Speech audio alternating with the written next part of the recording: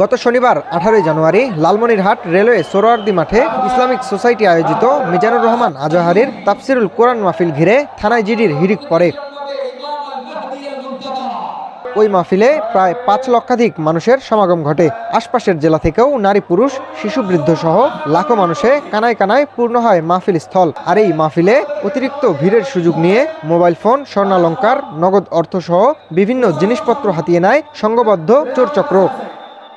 মাহফিল স্থলে উপস্থিত জনগণ চোর সন্দেহে 22 জন নারীকে হাতে নাতে আটক করে পুলিশে সোপর্দ করে। এ ঘটনায় শনিবার রাত থেকে রোববার দুপুর পর্যন্ত লালমনিরহাট সদর থানায় দায়ের করা হয়েছে প্রায় 48টি সাধারণ ডায়েরি।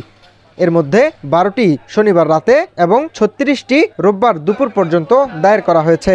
এ বিষয়ে লালমনিরহাট সদর থানার ভারপ্রাপ্ত কর্মকর্তা ওসি নূর নবী জানান, আমরা এ পর্যন্ত জিডি পেয়েছি, মোবাইল হারিয়ে যাওয়ার জিডি করা হয়েছে এবং 22 জন মহিলাকে স্বর্ণালংকার চুরির অভিযোগে আটক করা হয়েছে। তাদেরকে আমরা আদালতে প্রডিউস করব। ইতিমধ্যেই আটক নারীদের জিজ্ঞাসাবাদ শেষে আদালতে পাঠানো হয়েছে।